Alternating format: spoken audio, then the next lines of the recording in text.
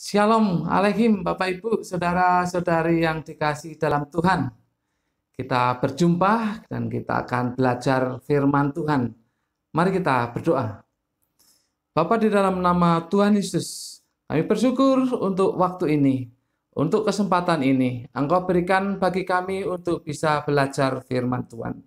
Namun kami membutuhkan Roh Kudus yang membimbing dan menerangi diri kami, sehingga kami bisa memahami kebenaran firman-Mu. Terima kasih Bapa, dalam nama Tuhan Yesus. Amin. Bapak, Ibu, Saudara-saudari yang dikasihi dalam Tuhan, hari ini Selasa, tanggal 11 Agustus 2020, kita akan belajar dari kitab Yosua, pasal yang ke-14, ayat 6 sampai dengan yang ke-12. Yosua pasal yang ke-14 ayat 6 sampai dengan yang ke-12. Judulnya adalah Teladan Kaleb bagian yang ke-6, yaitu menagih janji. Teladan Kaleb bagian yang ke-6, yaitu menagih janji. Bapak Ibu, judulnya kelihatan aneh ya. Tapi tidak mengapa, kita akan belajar terlebih dahulu supaya kita bisa memahami kebenaran firman Tuhan ini. Pelajaran berseri mengenai teladan Kaleb bagian yang ke-6 ini, kita akan belajar mengenai Kaleb yang sudah berada di tanah Kanaan. Tentu saja kali ini kita akan fokus kepada tanah Kanaan secara fisik. Tanah Kanaan secara fisik. Hal-hal yang berkaitan dengan masalah rohani atau Kanaan rohani kita akan bahas di lain waktu. Bapak Ibu, Saudara-saudari yang dikasihi dalam Tuhan, secara hukum Tuhan, tanah Kanaan sudah menjadi milik bangsa Israel. Secara hukum Tuhan, tanah Kanaan sudah menjadi milik bangsa Israel. Tetapi faktanya bangsa Israel harus mengusahakan untuk mendapatkan tanah Kanaan. Faktanya seperti itu. Nah, Kaleb memahami benar masalah ini. Dia memahami bahwa bangsa Israel harus mengusahakannya untuk mendapatkan tanah Kanaan. Dan Kaleb memahami secara benar akan hal ini. Oleh sebab itu dia mulai bertindak, yaitu dengan menagih janji terlebih dahulu. Sebelum dia bergerak, dia menagih janji terlebih dahulu, yaitu kepada Yosua. Mengapa kepada Yosua? Karena Yosua pemimpinnya saat itu. Yosua adalah pemimpin bangsa Israel saat itu. Dan Yosua pula bersama dengan tua-tua Israel yang membagi tanah Kanaan kepada orang-orang Israel. Jadi layaklah kalau Kaleb kemudian menagih janji kepada Yosua. Mari perhatikan ayat yang ke-12. Oleh sebab itu, berikanlah kepadaku pegunungan yang dijanjikan Tuhan pada waktu itu.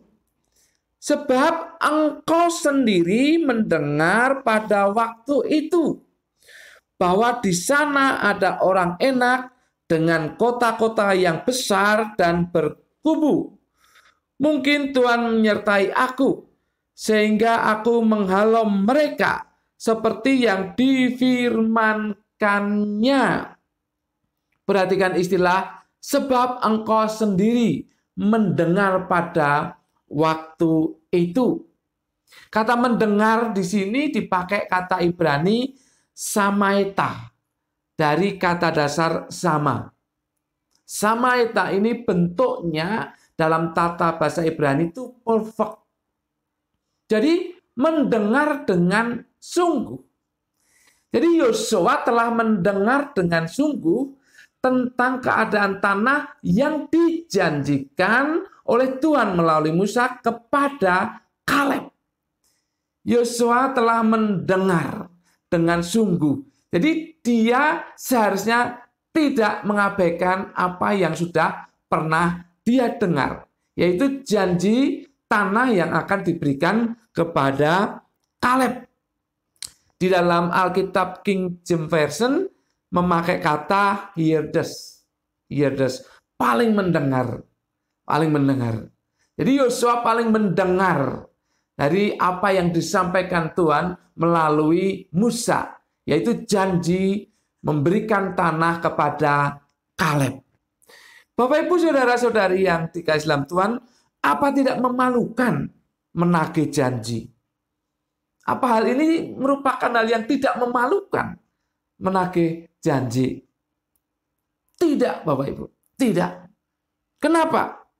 Karena ada dua alasan. Yang pertama, untuk mengingatkan Yosua supaya melakukan firman Tuhan, yaitu janji tadi. Ini untuk mengingatkan Yosua melakukan firman Tuhan. Kalau tidak ditagih, nanti Yosua tidak melakukan firman Tuhan ini. Yang kedua, karena ini sudah melalui proses. Sebelum menagih janji, sudah melalui proses. Dan Kaleb membuktikan dirinya setia kepada Tuhan dan janjinya. Sudah melalui proses, Bapak Ibu. Jadi kalau Kaleb menagih janji, itu bukan hal yang memalukan. Sudah melalui proses, di mana itu menunjukkan kesetiaan Kaleb kepada Tuhan dan janjinya. Artinya bahwa Kaleb memang sudah layak untuk menerima tanah itu pada saat itu. Bapak Ibu saudara-saudari yang dikasihi dalam Tuhan, apa sebenarnya yang bisa kita pelajari dari teladan Kaleb menagih janji ini? Apa yang bisa menjadi pelajaran bagi kita? Toh cuma menagih janji. Bapak Ibu perhatikan. Kalau kita sebelum melakukan untuk menagih janji, kita juga harus membuktikan melalui proses bahwa kita adalah orang yang setia. Contohnya misalkan, seorang karyawan, dia harus setia kepada perusahaan, kepada pimpinannya.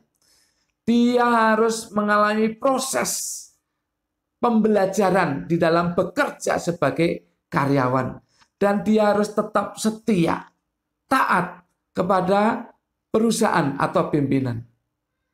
Kalau sudah melalui kesetiaan yang demikian itu, maka dia baru berhak untuk menagih janji apa yang dijanjikan oleh perusahaan. Bapak Ibu saudara-saudari yang dikasihi dalam Tuhan, juga dalam perkara-perkara yang lain. Sebenarnya kalau dengan Tuhan kita tidak perlu menagih janji. Sebetulnya pelajarannya kepada Tuhan kita harus tetap setia. Kita harus menunjukkan kesetiaan kita. Ketika proses itu harus dijalani, jatuh bangun, kita harus tetap setia. Masalah demi masalah, kita harus tetap setia. Persoalan-persoalan yang menghimpit, kita harus tetap setia. Ketika kita sudah mengalami proses yang seperti itu, sebenarnya kita layak menagih janji kepada Tuhan. Tetapi tidak perlu ditagih pun Tuhan tahu. Jadi sebenarnya intinya adalah di dalam diri kita. Apa yang kita lakukan yaitu kesetiaan kepada Tuhan dan janjinya. Mari Bapak Ibu, kita tunjukkan kesetiaan baik kepada Tuhan yang terutama, kepada janjinya, dan juga kepada orang-orang yang ada otoritas di atas kita. Kita setia kepada mereka. Pada saatnya, ketika kita sudah melalui proses dan kita menunjukkan kesetiaan kita kepada Tuhan maupun kepada otoritas di atas kita, maka kita layak untuk menagih janji. Jangan sebaliknya, kita menagih janji terlebih dahulu, tapi kita tidak menunjukkan atau belum menunjukkan kesetiaan kita. Itu tidak meneladani Kaleb. Kaleb menagih janji karena dia sudah mengalami proses yang begitu panjang dan dia setia. Mari Bapak Ibu, sebelum menagih janji baik kepada otoritas di atas kita, di tempat kita bekerja, di pelayanan, atau bahkan kepada Tuhan, kita harus menunjukkan kesetiaan kita sebagai orang percaya. Apapun persoalan yang kita hadapi, jangan lari daripada Tuhan. Jangan menghilang daripada Tuhan. Jangan menjauh daripada Tuhan. Jangan beralih kepercayaan kepada yang lain. Tetapi tetap setia kepada Tuhan dan kepada janjinya. Maka pada saat itu Tuhan akan memberikan apa yang sudah Dia janjikan. Amin. Mari kita berdoa. Bapa, dalam nama Tuhan Yesus, terima kasih atas pelajaran singkat ini. Kaleb sudah melalui proses yang panjang, sehingga akhirnya dia berada pada titik untuk menagih janji.